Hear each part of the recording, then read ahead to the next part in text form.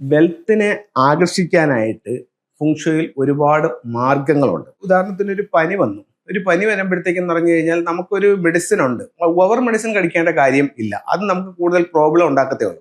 അപ്പോൾ ഞാൻ നിങ്ങൾക്കിപ്പോൾ ഒരു 8-10 പരിഹാരങ്ങൾ പറഞ്ഞുതരും. അപ്പോൾ അത് നിങ്ങൾ എല്ലാം കൂടെ ചെയ്യേണ്ട കാര്യമില്ല. 2 3 അത്രയും ചെയ്താൽ മതിയാവും. അതിൽ തന്നെ നമുക്ക് അതിന് നല്ല റിസൾട്ട് കിട്ടും. ഒന്നെന്ന് പറയുന്നത് ഫംഗ്ഷനിൽ വളരെ പവർഫുൾ ആയിട്ട് നമ്മൾ ഉപയോഗിക്കുന്ന ഒരു ടൂൾ എന്ന് പറയുന്നത് 3-legged frog ആണ്. അപ്പൊ നമ്മുടെ വീടിന്റെ പ്രധാന വാതിലിൽ നിന്നും വീടിനുള്ളിലേക്ക് കടന്നു വരുന്ന രീതിയിൽ ഇത്തരത്തിലുള്ള ഒരു 3-legged frog ചുണ്ടിലൊരു ചൈനീസ് കോയിനും കടിച്ചു പിടിച്ച് എല്ലാ സൗഭാഗ്യങ്ങളുമായിട്ട് സമ്പത്തിന്റെ ഒരു തവള വീട്ടിലേക്ക് കടന്നു വരുന്ന രീതിയിൽ പ്രധാന വാതിലിന്റെ ഇടതുവശത്തോ വലതുവശത്തോ ഇത് നമുക്ക് സ്ഥാപിക്കാവുന്നതാണ്. ഇനി അടുത്ത നമുക്ക് ഉപയോഗിക്കാവുന്ന മറ്റൊരു ടൂൾ എന്ന് പറയുന്നത് സ്റ്റോൺസ് ആണ്. സ്റ്റോൺസ് എന്ന് പറയുമ്പോൾ സിട്രിൻ എന്ന് പറഞ്ഞിട്ടൊരു സ്റ്റോൺസ് ഉണ്ട്. ഇത് സിട്രിൻ ആണ്.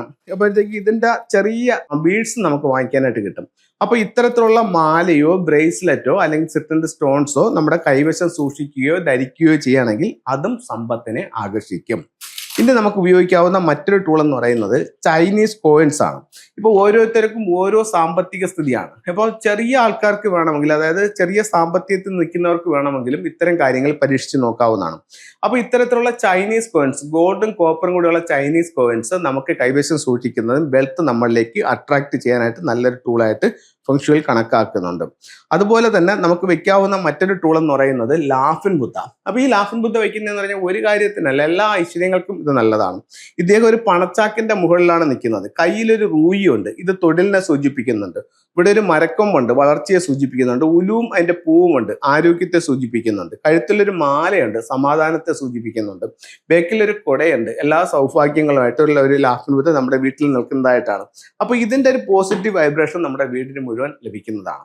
അത് കഴിഞ്ഞിട്ട് നമുക്ക് വെക്കാവുന്ന മറ്റൊരു ടൂൾ എന്ന് പറയുന്നത് ഡ്രാഗൺ ടർട്ടിലിന്റെ ബുദ്ധയാണ്. ഇതന്നെ നമുക്കൊരു ഡയറക്ഷൻ ഉണ്ട്. ഇത് നോർത്തിൽ വെക്കുകയാണെങ്കിൽ തൊഴിൽപരമായിട്ട് അഭിവൃദ്ധി ഉണ്ടാവും. സൗത്ത് ഈസ്റ്റിൽ വെക്കുകയാണെങ്കിൽ സാമ്പത്തികമായിട്ട് അഭിവൃദ്ധി ഉണ്ടാവും.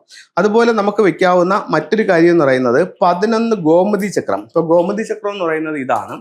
ഇതിലെന്താ 11 വാങ്ങിക്കുക, ഒരു മഞ്ഞ പട്ടിൽ പൊതിഞ്ഞിട്ട് നമ്മുടെ ക്യാഷ് ബോക്സിൽ വെക്കുന്നതും വെൽത്തിനെ അട്രാക്ട് ചെയ്യാനായിട്ട് നല്ലൊരു പരിഹാരമായിട്ട് ഫംഗ്ഷനിൽ ഇതിനെയും കണക്കാക്കുന്നുണ്ട്. അങ്ങനെ ഒത്തിരി നമുക്ക് ഫംഗ്ഷൻ ടൂളുകളുണ്ട്. അപ്പൊ ഇതൊക്കെ നമുക്ക് ഉപയോഗിച്ച് നോക്കാം. അതുപോലെ തന്നെ ഒരു സൗത്ത് ഈസ്റ്റ് ഭാഗത്ത് ഒരു ലക്കി ബാമ്പ് വയ്ക്കുക, മൈ ഫസ്റ്റ് ബില്യൺസ് എന്നുള്ള ഒരു നോട്ടുകെട്ടിന്റെ ചിത്രം വയ്ക്കുക, ഒരു വെൽത്ത് ഷിപ്പ് വയ്ക്കുക, കൗ ആൻഡ് ചൈൽഡ് സ്റ്റാച്യു വയ്ക്കുക. ഇതെല്ലാം സമ്പത്തുമായിട്ട് ബന്ധപ്പെട്ട് സമ്പത്തിന്റെ ഡയറക്ഷനായ തെക്ക് കിഴക്ക് ഭാഗത്ത് നിങ്ങൾക്ക് വെക്കാവുന്നതാണ്. അപ്പോൾ ഇത്തരത്തിലുള്ള 1 2 3 കാര്യങ്ങൾ ചെയ്തു നോക്കൂ. ഒത്തിരി നല്ല റിസൾട്ട് നിങ്ങളിലേക്ക് കൊണ്ടുവരാനായിട്ട് ഈ ടൂളുകൾക്ക് സാധിക്കുന്നതാണ്. അപ്പോൾ എല്ലാവർക്കും എല്ലാ ഐശ്വര്യങ്ങളും ഉണ്ടാവട്ടെ എന്ന് പ്രാർത്ഥിച്ചുകൊണ്ട് നിർത്തുന്നു. നന്ദി, നമസ്തേ.